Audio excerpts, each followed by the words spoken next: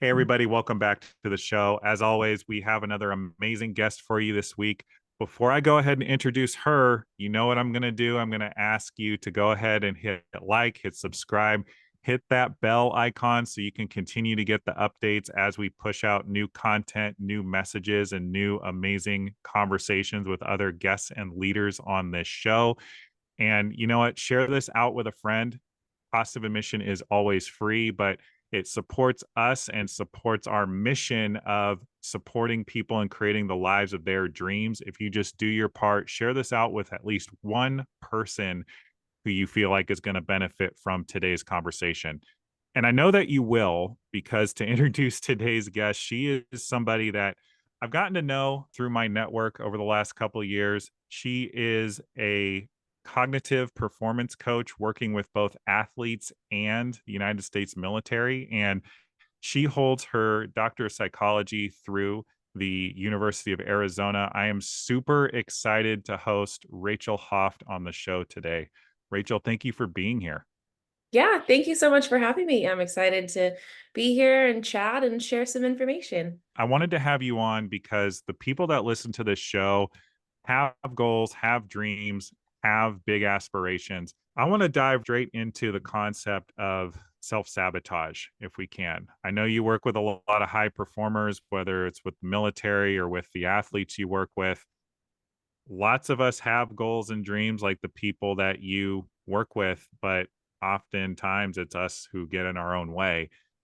Is there any particular thing that causes self-sabotage more than anything?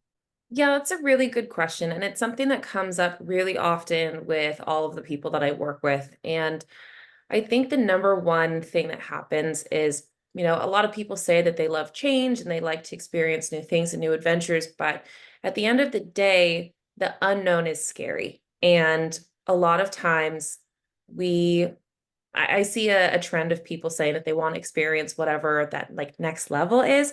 But as soon as they are at that crossroad of, okay, if I make this decision, everything changes, people get really nervous and they hold back and hesitate. And so I think it's really helpful to have someone to push you past that.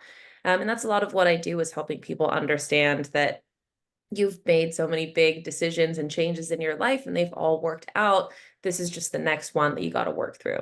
Yeah, I'm curious because, with athletes, with really anybody, if they're pursuing something entrepreneurially, they want to write a book, they want to, ask that person out on a date that they've had their eye on for a while. When it comes to self-sabotage, I know we're talking about change. Does it have anything to do with imposter syndrome? Like, I want these things, I am working super hard towards these things, but maybe there's some underlying belief that I can't have what it is I want. Oh, all the time. A lot of what I work with people on, so in the armed forces, they're always working on a promotion to rank up. And so a lot of times it's, am I good enough to become a sergeant? Am I good enough to become a captain? And for athletes, it's, am I good enough to be a varsity player? Am I good enough to be recruited onto the team for my dream school? And so there's always a lot of questioning of ourselves and whether we're qualified for things. But everybody's doing that. And I think that's one of the most important things to grasp is that we're always considering ourselves and every single person is doing the same thing. And so a lot of times what I work on with people when it comes to self-doubt and self-sabotaging is first understanding the way that like our thoughts kind of work. And our brain, if you want to just imagine like a horizontal line, right? Mhm. Line above that line is success and doing things well, and below that line is all of our failures and mistakes. Everything that we do correctly, our brain doesn't really acknowledge. It's just kind of at that line. So think about my favorite example is when you brush your teeth. If you were to put toothpaste on your brush and brush your teeth perfectly, you don't get anything on your shirt, you walk out of the door and everything's fine, right? Like your brain doesn't think Yeah. about that. It doesn't go, wow, good job. But the second that you spill and you've got toothpaste on your shirt, or maybe it's all over your face, your brain goes, I cannot believe I did that. I'm such an idiot. My day is going to be awful. And so our brain is always on the lookout for things that we're doing wrong, but we're not acknowledging all the things that we're doing right. And when you take into account like all of those super monotonous things of our day of brushing your teeth correctly, waking up, getting out the house on time, we're just not acknowledging all the things that we're doing well. And so that is where a lot of that self sabotage comes in because our brain is only taking note of all of the mistakes that we've made and using those against us, when in reality, that's a really small fraction of our day, you know? Yeah. So I think a lot of it is that where we're just not giving ourselves enough credit for all of the things that we consider to just be expected and regular. And then we doubt that we're capable. And yeah, that's where that imposter syndrome comes in. Wow. Wow. Okay. So something that I talk about a lot on the show is how to build self-confidence. It's basically we build self-confidence by keeping our promises or our commitments to ourselves, but only if we acknowledge ourselves for having done the thing. Yep. So I guess what I want to ask you as somebody who has the doctorate degree, who's done the training and is working with people at an extremely high level, is there a way to program our brains to, I mean, I can't fathom we would all being like, yeah, go me by not dribbling the toothpaste on our shirt, but at least hardwiring ourselves to focus on what we're doing well.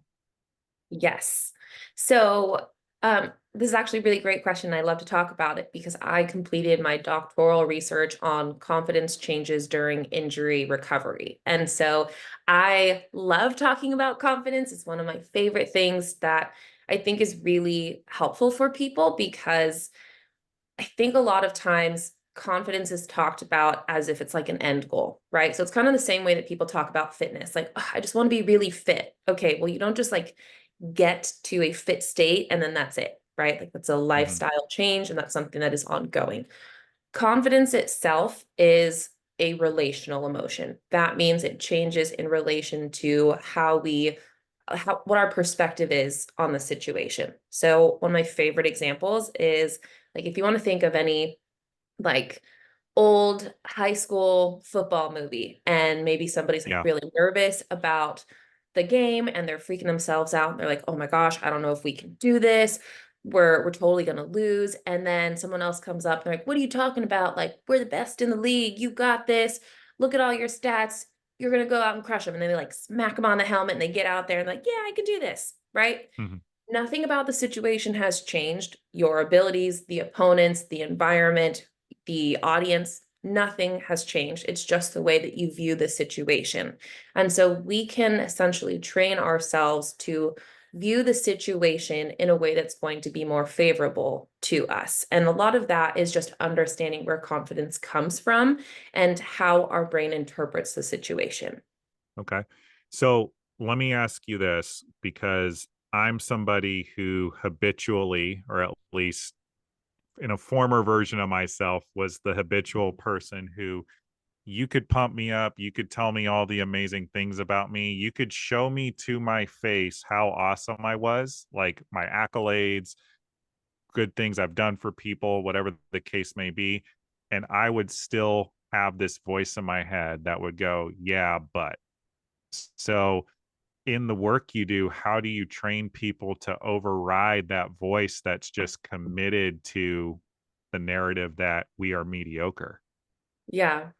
So that's a really good question. And I think it's more often than not where I start with people when we're working on their mental performance. A lot of it starts with managing our self talk. So, coming back to those examples of like our brain only picking out the negative things of our day, our thoughts tend to lead towards negativity. And it's essentially like a defense mechanism. Our brain is trying to keep us safe. And because there's not any like saber-toothed tigers running at us anymore. Our brain is trying to protect us from the next best thing. And that is typically like emotional danger. So Mm, fear, shame, embarrassment, humiliation, our brain is looking out for that kind of thing. And so taking a big risk and trying to get to that next level of our life, imposter syndrome comes into place because our brain goes, what if we're not qualified? What if we put ourselves into this situation and we're not good enough? Maybe we shouldn't do that so that we don't have to feel embarrassed when somebody calls us out. And so a lot of times it's working through those thoughts and recognizing, yes, that could happen, but how do we make sure that it doesn't? Or how can we look at this from a different angle? Because here's actually all the reasons why I am qualified for this circumstance, this situation, this position, what have you. And we deserve to tell ourselves all of the good possibilities just as much as those negative ones. So I think it's really important when we're talking about confidence, it's recognizing that, yes, I do recognize all of the things that I've struggled with and where I've made mistakes before, and I'm going to make mistakes again, but here's what I'm going to do to address that. And so, one of the best things that I started working on as far as like self-talk is adding however or but to a Mm, negative thought. So, for example, yeah. um, that could be like, I'm really nervous. I don't know if I'm going to pass. Um, I don't know if I'm good enough. However, I have put in the time studying, and I know that if I just control my breathing and slow things down, that I can think through this question, and I'm just going to go out there and give my best effort. So I think what happens a lot and what people hear about is something called toxic positivity. Have you heard of that before? Yeah. Yeah. But please elaborate. Yeah, so toxic positivity being just always telling yourself or somebody else like the best possible thing. And I think what that does a lot of times is we don't acknowledge how we feel. And so, for example, right, if you're like, oh my gosh, I'm so nervous, I'm really stressed out, someone's like, why are you nervous? Don't worry about it, just go do it. You're like, cool, thanks, that really helped me, right? Like, Mhm. you don't get anywhere from that kind of encouragement with air quotes. So, a lot of times we just have to acknowledge how we're actually feeling and then what we're going to do about it. So that's why I really like to take that negative thought and add however or but. I had another person say that her word that she used was nevertheless, and it can be really custom Yes. to whatever you like, but I think that little change is really helpful because we acknowledge how we feel, that we might be nervous or afraid, and then here's what we're going to do about it. I'm sure you're familiar with somebody named Trevor Mawad. I'm not. Tell me about them. So Trevor, unfortunately, is no longer with us. He passed away from cancer a year or two ago, but he was the former mindset coach for Alabama football, Georgia football, the Jacksonville Jaguars. He developed a lot of the program at a place called IMG Academy down in Florida. So he has a great book that he released before his passing called It Takes What It Takes. And the whole premise of the book is actually what you're describing right now. It's basically we can positive up ourselves over and over again, but if you're continuing to stack evidence that everything isn't hearts and flowers and teddy bears and stuff, it's not going to actually do anything. So Mhm, he advocates for what I feel like you're describing, which is what he calls neutral thinking, which is basically taking an objective stock of the situation. Like, hey, like using the football analogy, if I'm a quarterback, hey, I just threw an interception, gave the ball to the other team. That was not great. This happened because I missed the read or whatever the situation is. What am I going to do about it next time? And then mhm, get back into the game and keep playing. What I love about the word choicing that you're using with but or however or nevertheless is in a very short way you're actually focusing on the present. You're no longer future tripping or focusing on the past. It's where am I at now and why am I still able to do the thing in front of me? And so I just think that's a really beautiful example on how you can practice this type of mindset work in real time. yeah, I really love that, and I appreciate you sharing because that I'd love to read. So I will definitely be looking up that book. But I do think it's really great. And there's a lot of different approaches to managing self-talk and our thoughts. But neutral thinking, I think, is really beneficial for people who feel so negative and that they just can't even find something optimistic. And so a lot of times I will use neutral thinking as a skill for those who are working on their self-value and self-image, because Yep. a lot of times so for example, I had someone and they were saying like, I'm a horrible parent. I Hmm. can't do anything right. And they were just really, really shitting on themselves. Yep. And I was like, okay, we don't have to turn things around 180 and say, wow, I'm the best parent in the entire world, because you're not going to feel that, right? That's just not something that they were ready for.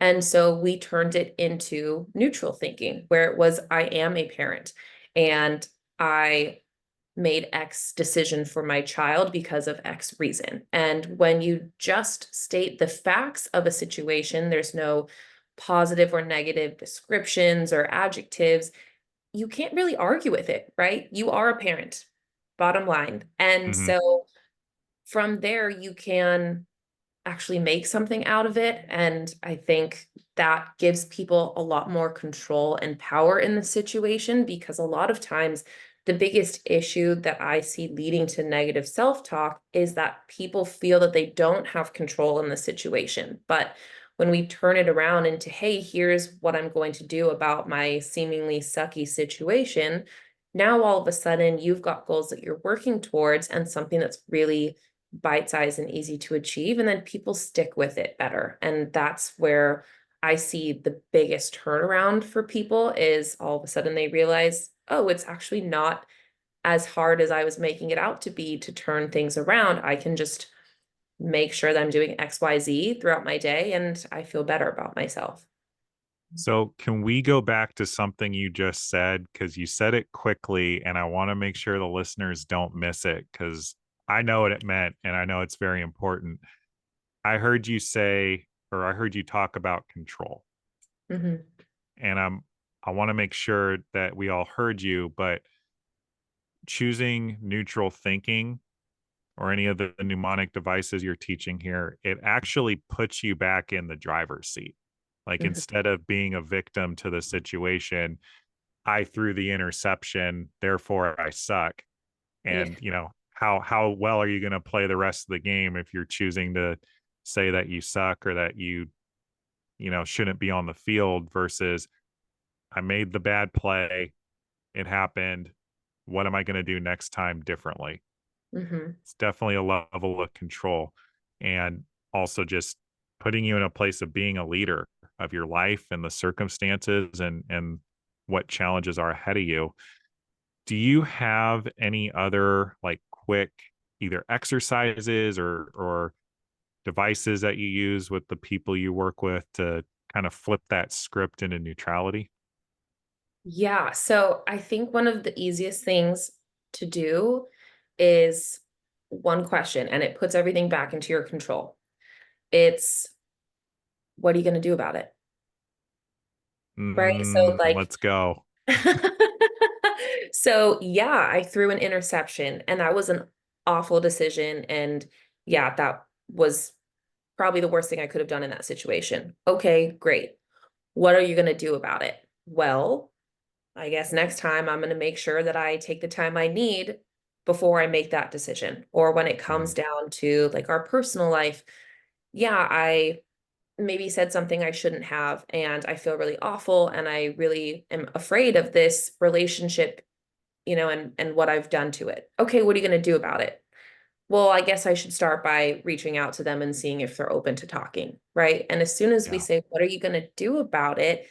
It again puts the ball in your court. You figure out, okay, I just have to make the next step. And I think what's hard for a lot of people when it comes to a situation like this where control is involved or lack of control is, a lot of people, we feel like we need to have the entire process mapped out. You don't. You just don't. If you feel overwhelmed by a situation, I want you to pick just the next step. Or maybe if you feel good about it, the next two or three steps. You don't have to have everything lined up to say, how do I resolve this situation? But it's just with what is in front of me right now and the information I have, what is the next best thing that I can be doing? And once I do that and I have more information on the situation, I'll make the next step and the next decision from there. We don't have to have everything figured out. And so coming back to that imposter syndrome, where it's like, how do I handle every situation that I'm going to be in once I make this decision? We're going to freak ourselves out if we do that, right? You don't have to. Just what is the next thing that I can focus on? Because when we break it down into something bite-sized like that, we make it doable, we make it manageable, and usually we just give ourselves some instruction. I'm going to do this, I'm going to talk to this person, and then I'm going to see what happens from there. Love it. Oh, this is so good, Rachel. This is exactly why I wanted to have you on the show. This is relevant for a lot of the folks that listen to the show. Everything you just said is awesome. This is all stuff that we can work on. Folks, if you listen this far, please pause and rewind maybe the last 10 minutes or so, because a lot of what Rachel just shared is actionable. It's stuff that you can actually practice in your everyday if you commit to it. The question, though, Rachel, is for the parents listening. I know that you got a lot of experience working with youth and with young athletes. How do we teach this type of thinking to our kids in a social media world where they are constantly comparing themselves to impossible standards of excellence, attractiveness, athletic ability, whatever the case may be? It's such a good question and such a hard question. And I've worked with kids in every age range and up to like college and semi-pro. And unfortunately, it just doesn't get easier. I will say that it doesn't matter how old your kid is, there's always going to be comparison involved. And I think part of it is figuring out whether that motivator is something that is positive or negative for your child first. Because I have many athletes where they see somebody else doing something great and they go, okay, I want that to be me. What do I do to make the same accolades that they have? And so we'll outline goals together and say, okay, if you want to be just as fast as that person, here are the people that you need to talk to. Here's the schedule that you want for yourself. And that's good and it's motivational. For others, where they're using it as an example of why they are not as great or they Mhm. just simply can't do it, that's where I think it's definitely a lot harder and there's a lot more work that needs to be done. As a parent, I think it's really easy to just say like, don't compare yourself, right? Like you're a different person. But I will tell you, I remember my parents saying the same thing, and they are such wonderful, loving parents. And I wanted to scream every time they said that. And so a lot of it is not necessarily like trying to avoid it so much as acknowledging it. So coming back to Okay. those feelings of like when we're talking about ourselves and what we're feeling, I think as a parent, the best thing we can say is, why does this person have more value, right? So if they have X skill, for example, why is that not as good, or why is your skill not as good as that, right? And really talking through it so that you can understand why they feel the comparison in the first place. A lot of times when I'm talking with athletes, they will say, because, oh, well, they've been acknowledged for this skill and I haven't. And most of the time, it's going to sound really silly, but most of the time, that's not even a skill that they care about. It's just that they want to be acknowledged for the thing. So I have athletes where, like, oh, well, that person scores so many goals and they get all these awards for it. And I was like, well, you're a center defender on your soccer team. Like, that's just kind of not realistic for what you're trying to be acknowledged for. Like, do you want to be a forward? Do you want to be a striker? Well, no, I really like being in defense. Okay.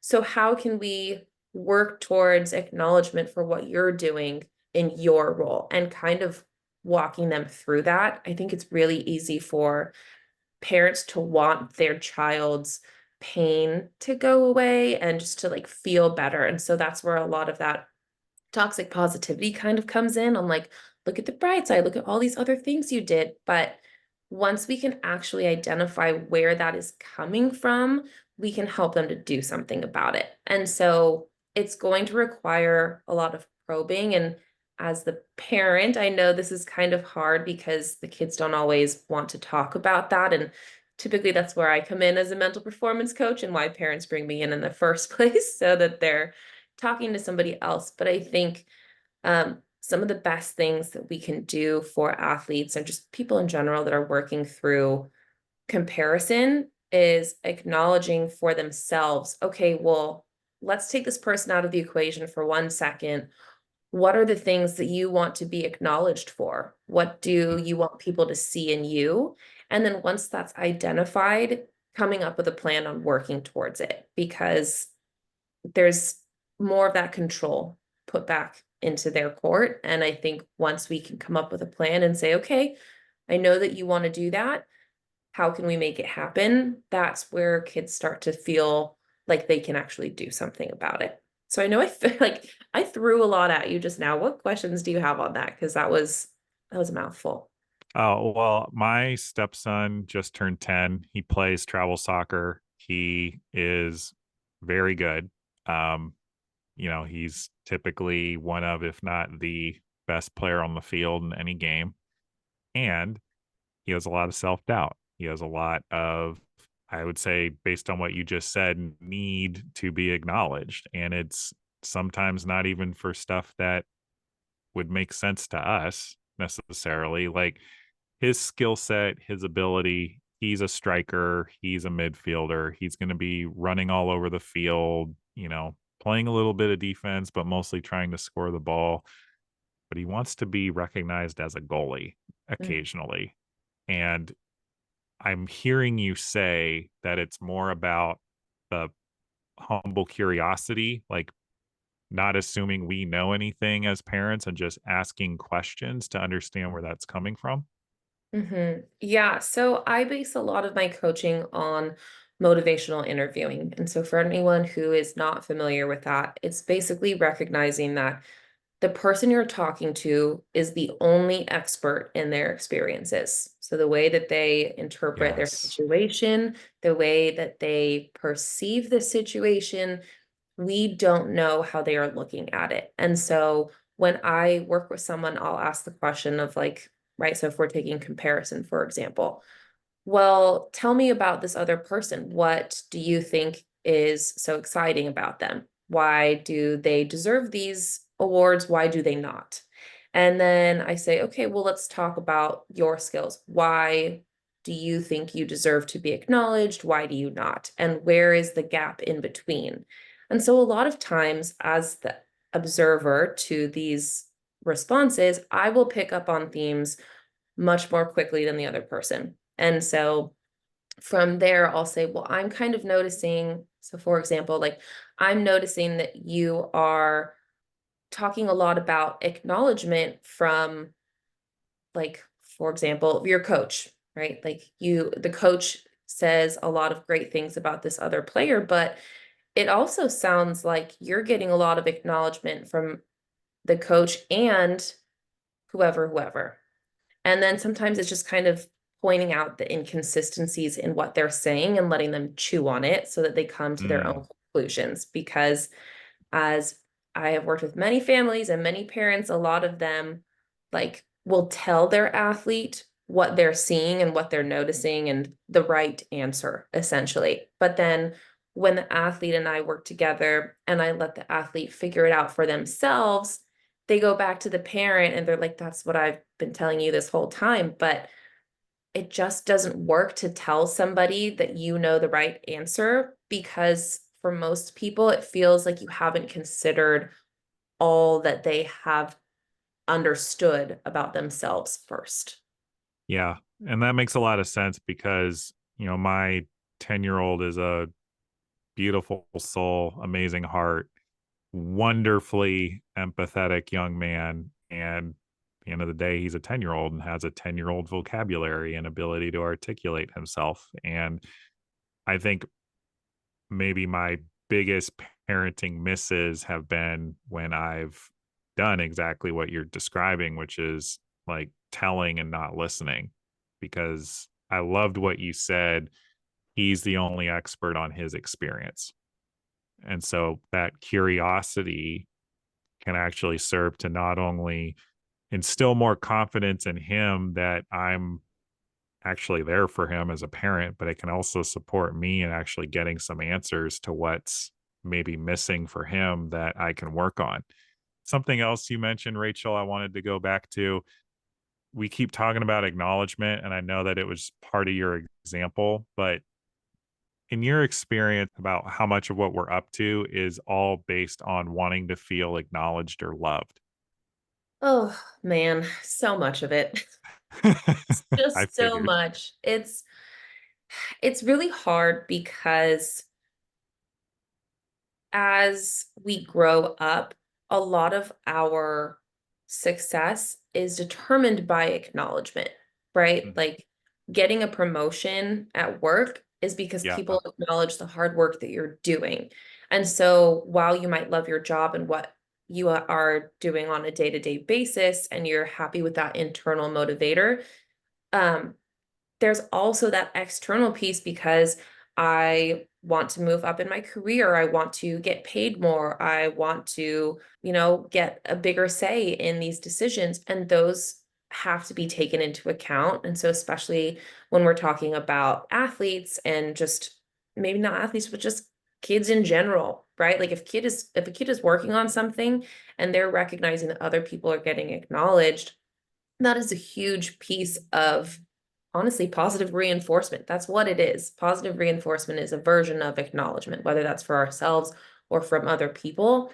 And it's always talked about, like, we really need to find that internal motivation, but we also have to acknowledge that a lot of it is external as yeah, well. And so when I'm working with people on building internal motivators, I start with all of the external ones.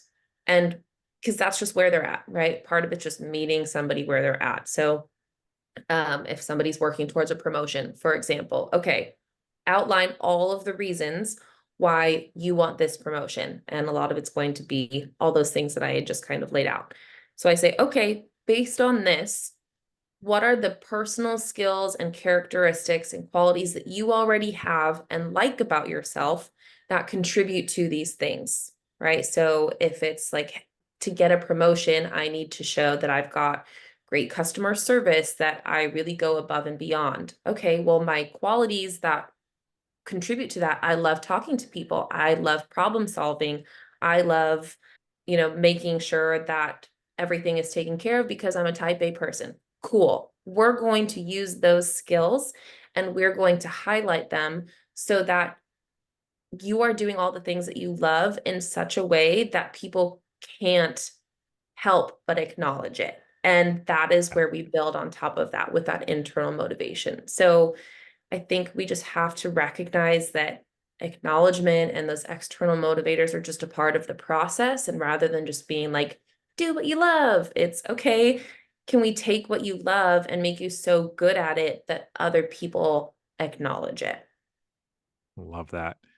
And so to bring this conversation full circle, does any of what you just described is are we able to speed up this process at all if we get really good at acknowledging ourselves? Yes. So I'm glad you brought this back. So during my research and when I was really diving deep into confidence, there is a man named Albert Bandura. He created like all of the seminal research on confidence within the sports psychology field. And so you might have already covered something like this or touched on this, but there are four main factors that go into confidence. Number one, and the most common, is past experience. If I've done this before, I can do it again. And so that personal acknowledgement is really important because for the most part, like once we've done something really well, we just don't really have to think about it that often. We can just do it again. Right, right. That makes sense. And then so second is vicarious experience. Now, as I'm talking about all of this, all four of these factors can be interpreted positively or negatively. And so a lot of it is really important to make sure that we're crafting it for ourselves, because if I made a mistake and I totally bombed my last presentation, that past experience will also stay with me. So a lot of it is recognizing how to interpret these. But so past experience, the second being vicarious experience. So I watched that person do it, and I know that we're at the same type of skill level, so I absolutely should be able to do it. But that negative version is someone saying, oh my gosh, that test was so hard. I can't believe it. Like, good luck. And then you go, oh my gosh, that person's way smarter than me. If they failed, I'm going to fail. So there's that piece. Got it. The third one is called verbal persuasion. And so that is your self-talk or what other people are saying to you. So if you're telling yourself, nevertheless, I can figure this out and I've studied and I've worked hard, awesome. That's going to help confidence. But if you're telling yourself just straight up, I'm not going to be able to do this, you're not going to feel so great. The fourth and final piece of this is like our physiological sensations. So it's how we interpret what our body is experiencing. So my favorite example for this is public speaking.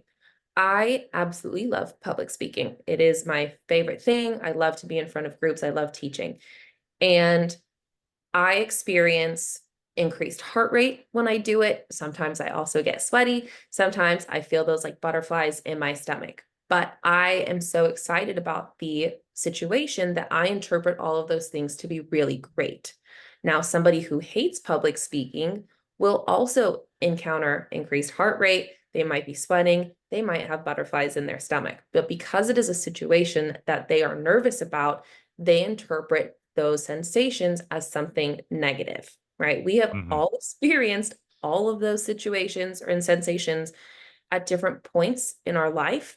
And sometimes we feel great and sometimes we don't. And so a lot of times we just have to realize like, okay, our body is just responding to a challenge because it just knows what we're doing is difficult. But how we interpret it is going to decide whether it is a positive or negative experience. So wrapping all of this up, those four factors, past experience, vicarious experience, verbal persuasion, and physiological sensations, if a person can develop a really in-depth understanding of what they are and how to utilize them, we absolutely can fast track that more consistent high level of confidence because regardless of the situation, I can perceive it in a way that is going to be more favorable to me.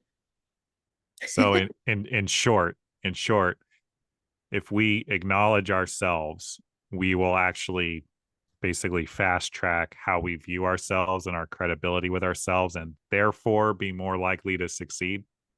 Yes. So honing in on these four factors are really helpful in understanding that we are capable. So one of my favorite skills to recommend to people, or maybe not a skill, but just like an action, is something called a confidence journal. Have you ever talked about something like this? I've heard of them. I haven't used one. Definitely elaborate, please. Okay, so the way that I recommend using a confidence journal is at the end of your day. So I usually recommend this like part of your bedtime routine so that you can kind of recap and summarize is it doesn't matter what kind of day you have. It could be the best day of your life. It could be the worst day of your life. You have to acknowledge three things that you did well. So not like, oh, the weather was great. No, it is something specific that you did. So, for example, I use this a lot with athletes that are going through injury recovery because Yeah. the injury recovery process for those who have had any sort of thing, like I've had 3 ACL tears and a meniscus tear, it is a pain in the butt. And progress is not always linear. It's a lot of ups and downs and setbacks, and it sucks. And so, a confidence journal helps people to recognize that they are always doing something that is getting them closer to the finish line. So, for example, if somebody is, I'll give you my personal examples. Why not? When I was going through physical therapy, there were a lot of times where I had a ton of pain in my knee and I just couldn't complete all of my exercises the way that I wanted to, or just was having a hard time. And so, confidence journal for me would look like I went up in weight, even though I didn't get through all of my reps, or Got it. I kept a positive mindset, even though I wasn't able to do that. Or I talked to my physical therapist on a modification so that I actually was able to get through it. And so, I think I prefer that people write it down like pen to paper because looking back on a thing that we wrote is a lot more powerful than something just kind of like typed on our phone. But I think when we can see it in our own words, when we're having a hard time, we look back and go, "Oh my gosh, like there's so many things that I personally did that made an improvement." And so when we're able to acknowledge ourselves for those past experiences Yeah. and the way that we're phrasing things, our verbal persuasion shows that we are capable. All of a sudden, I get back into a really difficult situation, but I remember that I am capable of getting through those sucky times. Folks, if you're listening to this, no matter what you're going through, if you're listening to this show, you have survived 100% of the days up to this point that you have been alive. So, this is a tool for you to just continue to compound that into a belief to help that become who you are. And oh, Rachel, this has been such a great conversation. I know that we are running short on time. I want to make sure that folks are able to get in contact with you to continue the conversation, explore working with you as well, possibly. What are the best ways for folks to continue the conversation off of the podcast? Yeah, so email is the best way to get a hold of me. It is R Hoeft, Hoef as in Frank, T as in Thomas, SPC. So Sierra, what's the P? I'm trying to think. The Army way is Papa, C and Charlie. So RHOEFTSPC@gmail.com. So I'm always interested in hearing your questions and if there's anything that I can do to support you and help out. So, yeah, please feel free to reach out to me. I'd love to chat. Absolutely. And folks, we will have Rachel's contact info made readily available in the show notes and the descriptions of this episode, wherever you are finding this podcast. Rachel, before we let you go, something I ask everybody on this show, probably right up your alley, actually. What are you acknowledging yourself for today? Oh, I like this question. That is great. And yeah, this is perfect. I'm acknowledging myself for doing a better job of self-care moments. I work a regular 9 to 5, and then I work with personal clients in the afternoons and evenings. And it's really easy to just make dinner and go to bed and call it a day. But I am intentionally taking time to read or be outdoors and just make time for the things that that bring me energy and that refresh me. So yeah, I think that's the best thing that I've got going right now. I love it. I love that. And obviously, it goes hand in hand with cognitive performance if we're taking care of ourselves as well. Love it. Folks, this has been another episode of Your Inside Track to Success. As always, we will be back next week with another amazing guest or message. Please be sure to share this with somebody if you got any value from today's conversation. And I am confident that you did, so that folks like Rachel can spread their message to the world and have the greatest possible impact. As always, I'm your host, Stuart Cranes. We will see you next week.